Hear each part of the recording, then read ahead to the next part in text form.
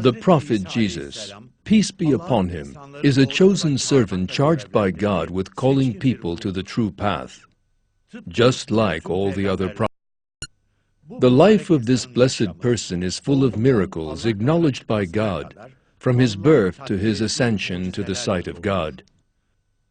The prophet Jesus cured the sick, raised the dead, and gave life to inanimate clay. There is one more miracle to come, one which believers in the two great religions are impatiently waiting to come about, a day which they are busily preparing for. The prophet Jesus will return again to earth. He will unite all believers against unbelief. He will cause Islamic moral values to prevail all over the world, and he will bring peace and wealth to all mankind.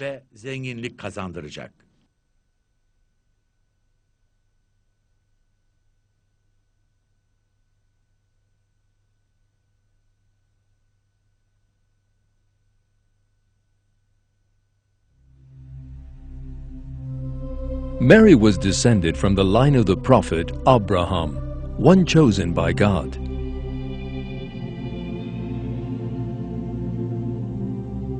When the wife of Imran, a chosen servant from this family, learned that she was to have a child, she turned to God and prayed, and dedicated the child to be born to God.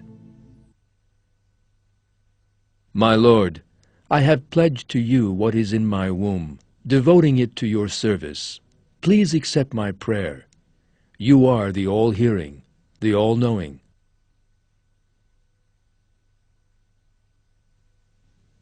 When she was born, the family gave the child the name Maryam, Mary in English. The name Mary means someone who is always worshiping God.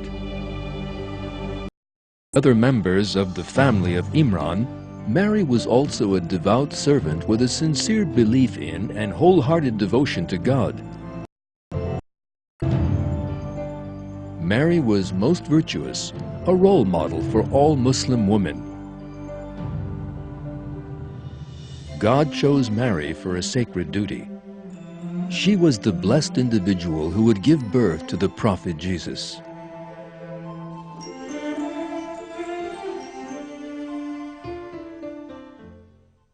In the Quran, God has revealed that at a certain age, Mary departed from her family and withdrew to a deserted region towards the east. At that time, God sent the angel Gabriel to Mary, who imparted glad tidings to her. This is revealed thus in the Quran. I am only your Lord's messenger so that he can give you a pure boy.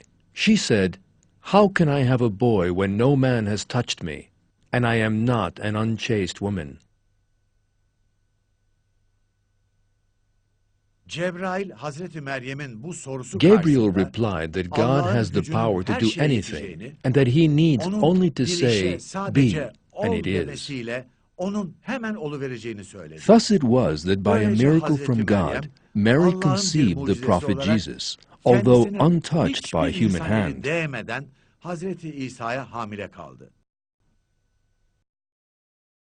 Lord says that it is easy for me.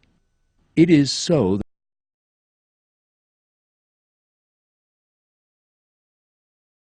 that are already decreed. So she conceived him and withdrew with him to a distant place.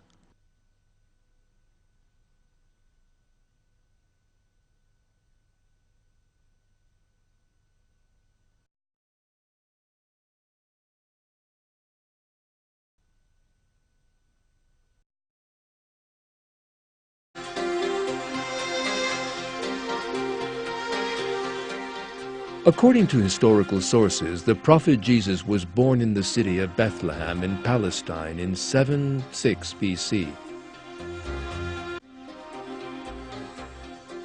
After his birth, Mary returned with the prophet Jesus from the deserted region she had gone to alone. In the face of this, certain hard-hearted Jews refused to believe her and uttered ugly slanders against her.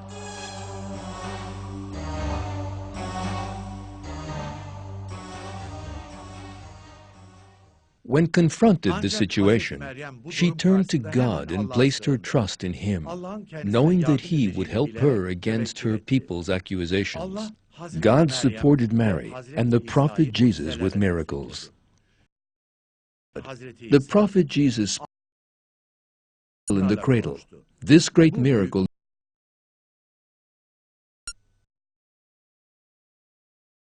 did towards him. They said, "How can a baby in the cradle speak?" He said, "I am the servant of God. He has given me the book and made me a prophet. He has made me blessed wherever I am and directed me to do prayer and pay poor due as long as I live, and to show devotion to my mother. He has not made me insolent or arrogant. Peace be upon me the day I was born, and the day I die, and the day I am raised up again alive."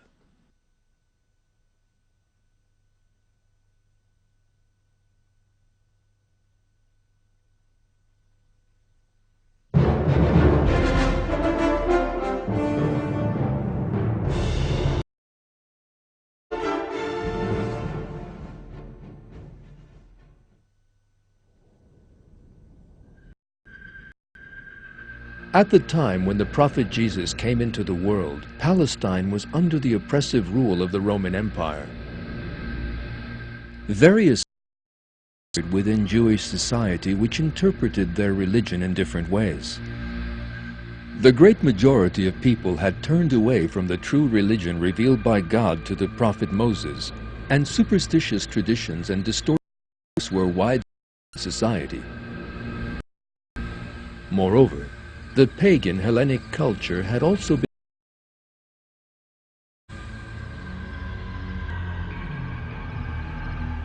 In short, the time of the sending of the prophet Jesus was one in which the people of Israel were facing enormous political, economic, and social difficulties. On the one hand was the problem of living under the Roman yoke, and on the other, splits between the various sects and beliefs. In such a chaotic atmosphere, the Jews were looking for means of rescue and were waiting for a savior.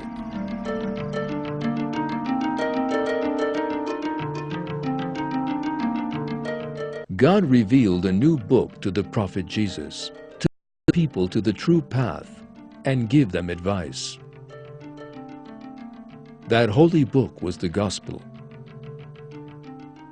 The prophet is called on his people to believe in God, to sincerely submit to and live for Him, and to avoid sin and evil.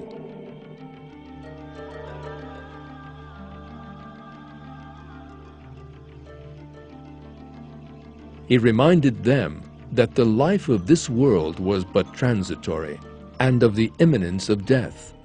He revealed that in the hereafter, everyone would be called to account for everything they had done. God allowed him to perform many miracles. He healed the sick and disabled, cured people suffering from leprosy, brought sight to those who had been blind from birth, raised the dead,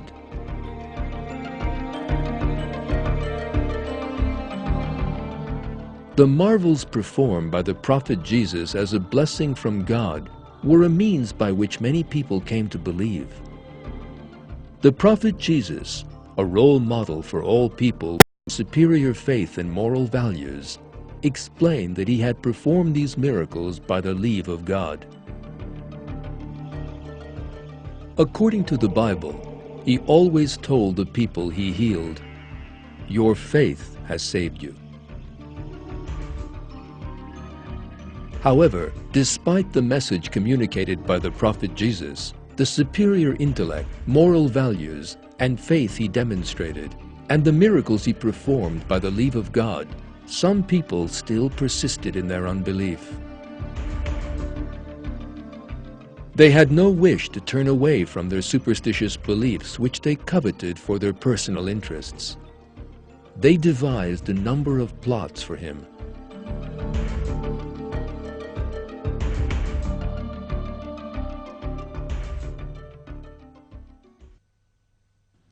And when Jesus, son of Mary, said, "Tribe of Israel, I am the messenger of God to you, confirming the Torah that came before me and giving you the good news of a messenger after me, whose name is Ahmad."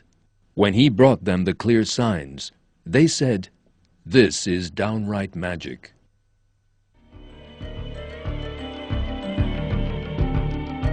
However, as revealed in the verse, God will not give the unbelievers any way against the believers.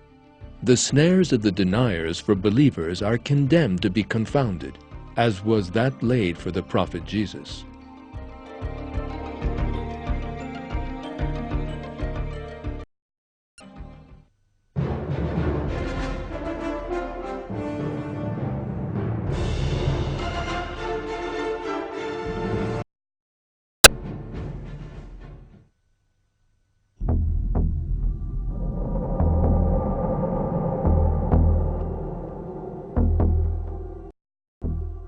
Despite all the obstacles, oppression, and cruelty, numbers of those believing in the prophet Jesus grew every day. This in turn alarmed a number of called Jewish religious scholars.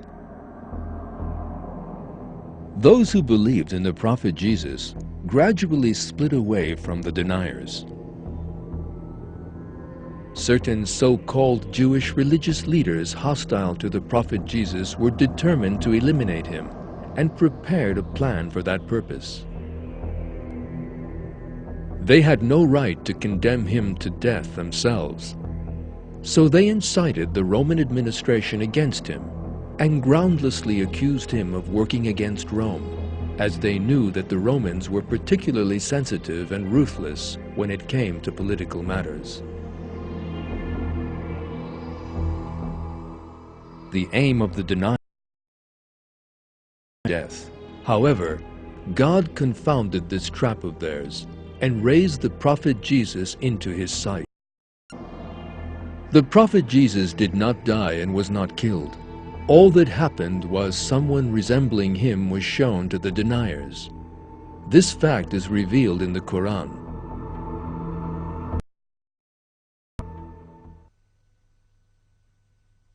And on account of their saying, "We kill the Messiah, Jesus, son of Mary, messenger of God," they did not kill him, and they did not crucify him, but it was made to seem so to them. Those who argue about him are in doubt about it. They have no real knowledge of it, just conjecture, but they certainly did not kill him. God raised him up to himself. God is almighty, all-wise.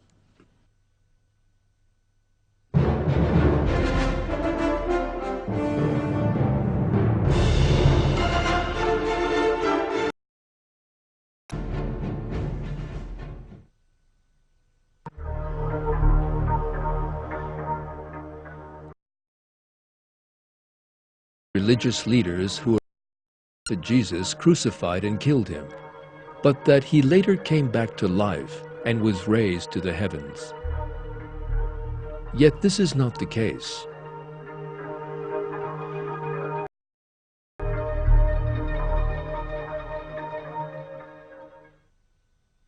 There is not a single word about the death of the prophet Jesus in the Quran, while terms such as Qataluhu and Mata are used in verses to refer to the normal deaths of other prophets. The verb tawafa, meaning to take the self back, is used in reference to the prophet Jesus.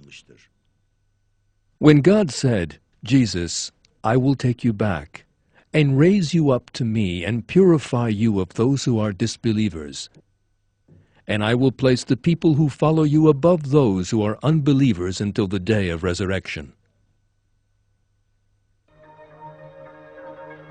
In Arabic, the word that is translated "taking back" here and "causing to die" in some translations comes from the root tawafa. This word does not actually mean death, but the act of taking the self back, either in sleep, in death, or, as in the case of Jesus, being taken back into the presence of God. From the Quran, again, we understand that taking the self back does not necessarily mean death. For instance, it can mean taking back the self while one is asleep, as indicated in the following verse.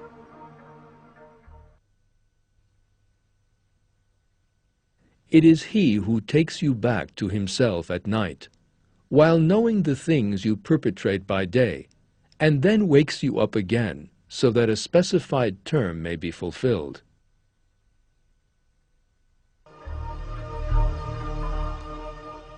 The word used for take back in this verse is the same as the one used in Surah 3, verse 55, tawafa.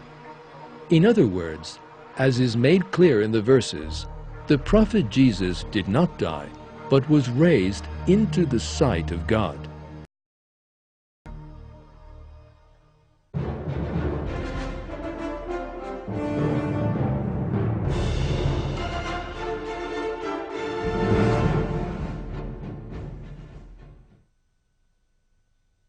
One of the most important facts imparted about the Prophet Jesus in the Quran and the Hadiths is that he did not die, but will return to earth before doomsday. There is a considerable body of evidence regarding this in the Quran. I will place the people who follow you above those who are unbelievers until the day of resurrection.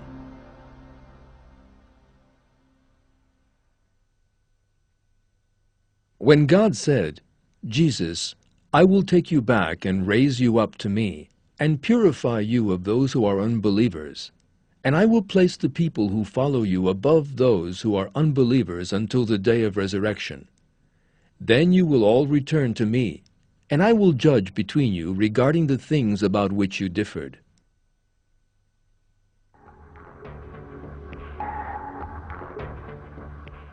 God mentions that a group of Jesus' true followers will dominate the unbelievers until the day of resurrection.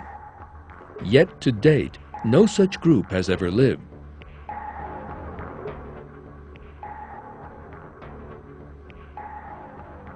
Jesus did not have many followers during his tenure on earth, and with his ascension, the religion that he had brought degenerated rapidly. At present, Christianity is so far removed from its original state that it no longer resembles the religion taught by Jesus. In our day, Christians have adopted the distorted belief that the Prophet is the Son of God and possess a superstitious belief in the Trinity, representing the Father, the Son, and the Holy Ghost.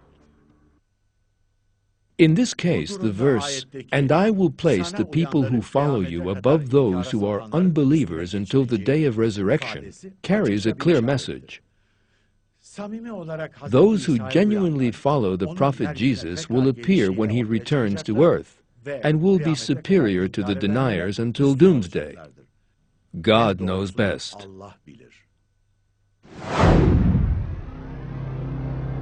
There is not one of the people of the book who will not believe in him.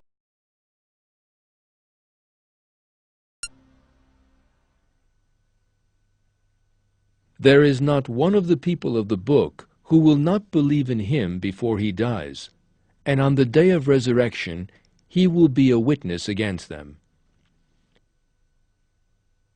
The phrase, "There is not one of the people of the book who will not believe in him before he dies," should be noted. Islamic scholars are agreed that the Prophet Jesus, because it is used in the preceding verses in reference to him.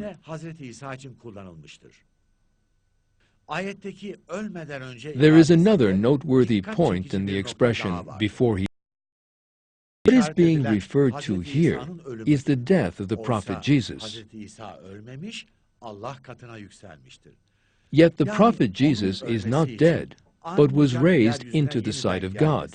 In other words, in order to die to earth and live upon it, these verses therefore constitute irrefutable that the Prophet Jesus will return to earth. God knows best, of course. And it is also revealed in verses that all members of the revealed religions will believe in the Prophet. This has not yet happened.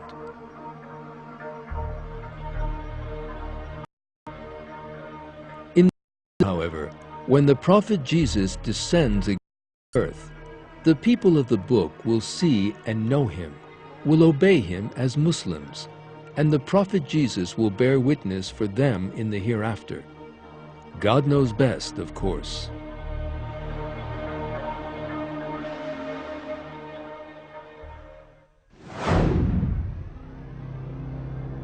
He is a sign of the hour.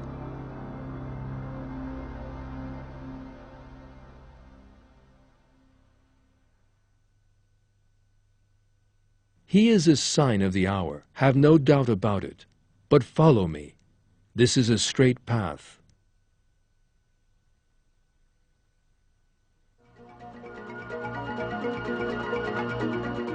It is clear that the word he in this verse refers to the prophet Jesus. That is because the preceding verses also speak of Jesus and use the adverb he to refer to him.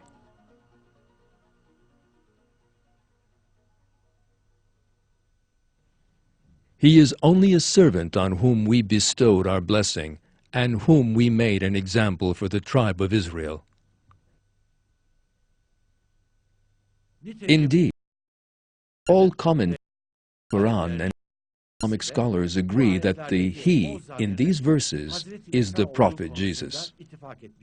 Therefore, this verse is a clear indication that the prophet Jesus will come back to earth at the end times. That is because the prophet Jesus lived approximately 6 centuries before the revelation of the Quran. Consequently, we cannot interpret his first the doomsday. The meaning of the verse is that the prophet Jesus will return to earth in the end times, the final period of, and that this will be a portent of doomsday. Based on this interpretation, Ibn Abbas, Malik ibn Dinar, Ad-Dahak, Abu Razin, Abu Abdurrahman, Humayd and Ibn Mu'ayin state that the coming of the prophet Jesus will indeed be one of the signs of doomsday. In his commentary, Tabari interprets the verse thus: the appearance of the prophet Jesus is a sign revealing the coming of the hour of doomsday. That is because his appearance is one of the signs of doomsday. His descent to earth is proof that the end of the world has come, and of the beginning of the hereafter. God knows best, of course.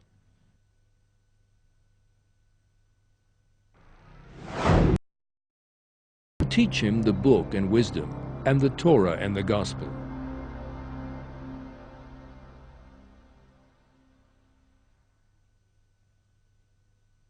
Remember when God said, Jesus, son of Mary, remember my blessing to you and to your mother when I reinforced you with the purest spirit so that you could speak to people in the cradle and when you were fully grown, and when I taught you the book and wisdom, and the Torah and the Gospel.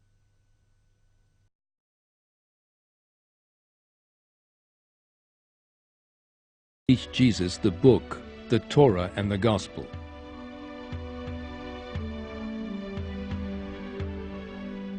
Obviously, this book in question is very important. When we examine other verses in the Quran, we see that the term book refers to the Quran. In this case, the Quran is the third book that Jesus will be taught. But this will be possible only when he returns to earth, for he lived approximately 600 years before the Quran's revelation. It is therefore impossible for him to have learned the Quran during the time at which he lived. It is also revealed in the hadiths of our Prophet, may God bless him and grant him peace, that when the Prophet Jesus returns, he will rule not with the Bible, but with the Quran.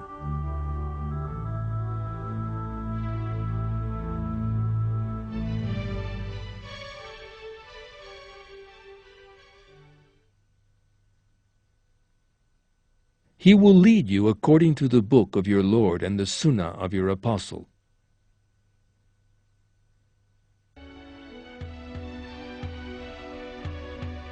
In short, the Prophet Jesus will return to earth and will learn the Quran at that time. There is no doubt but that God knows the truth.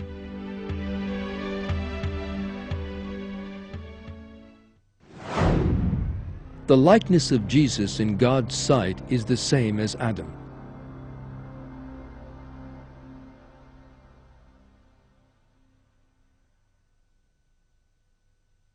The likeness of Jesus in God's sight is the same as Adam.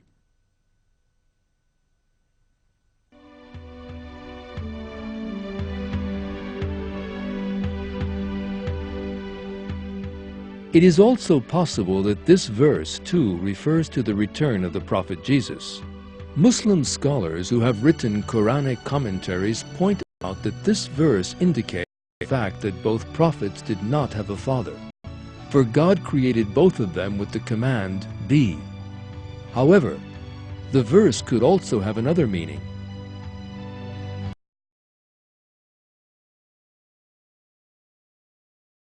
To earth from God's presence, Jesus too will be sent down to earth from God's presence. God knows best, of course.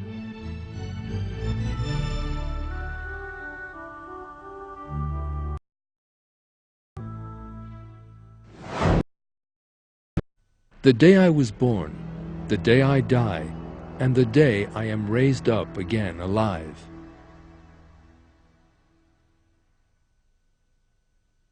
Peace be upon me the day I was born, the day I die, and the day I am raised up again alive. This verse speaks of the day on which he will die. It will be possible after he returns and lives on earth for a period of time. Of course, only God knows for certain.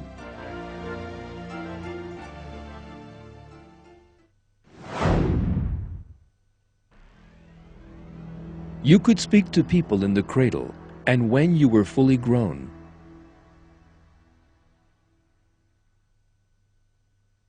Remember when God said, "Jesus, son of Mary, remember my blessing to you and to your mother when I reinforced you with the purest spirit so that you could speak to people in the cradle and when you were fully grown."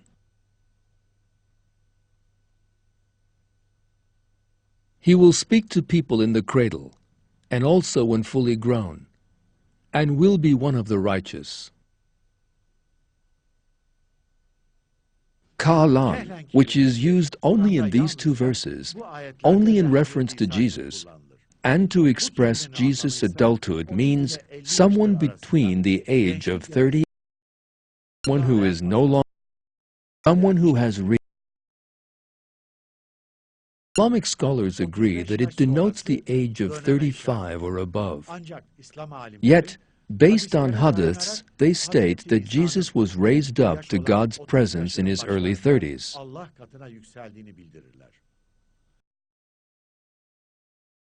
Did not reach the age of Kalan during his first life.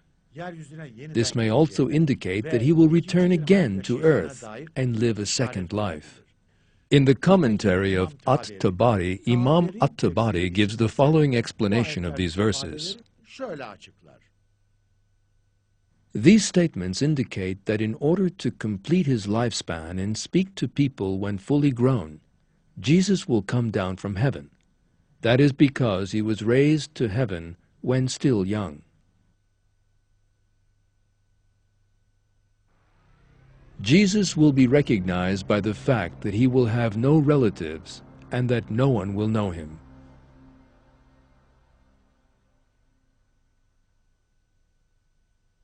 In Surah 3, verse 45, God informs us that the Prophet Jesus is of high esteem in the world and the hereafter, and one of those brought near. Thus, like all the prophets, Jesus will be known to those people surrounding him for the honor and excellence only seen in God. Those who see him will recognize him at first sight, and there will be no doubt on this matter. Apart from these, be other factors disclosing his identity. No doubt, one of them is that he will have no relatives, family, or acquaintances on earth.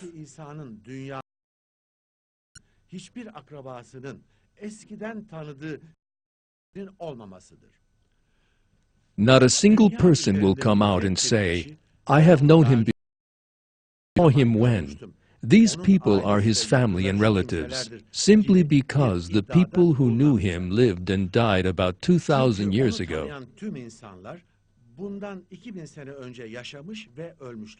There is no doubt but that this criterion will invalidate the baseless claims of the false messiahs who will appear from time to time. Because it is most illogical to spend all his childhood among people, and who has been known to countless people ever since, to claim that he is the prophet Jesus. When the prophet Jesus returns to earth, on the other hand, as to his identity, nobody will have any reason to say, "This person cannot be the prophet Jesus," because the prophet Jesus will return in the same form that he was raised into the sight of God, wearing the same clothes, and will possess superior features that no human being can possibly imitate.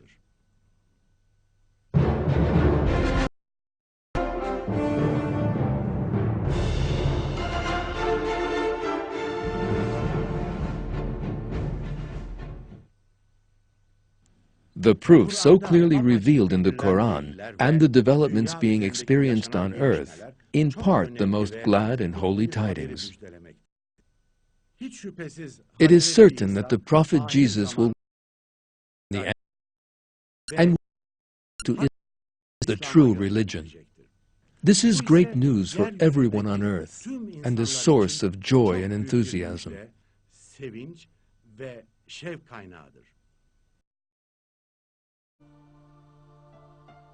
The coming of the prophet Jesus is a blessing from God for all mankind, because with that coming, us on earth will come to an end.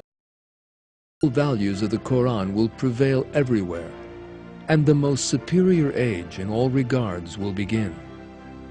What we must do is to prepare for that glorious day in the finest manner possible, and welcome this holy prophet in the best way on his return. Indeed, God commands us Muslims to be like the disciples who assisted the prophet Jesus.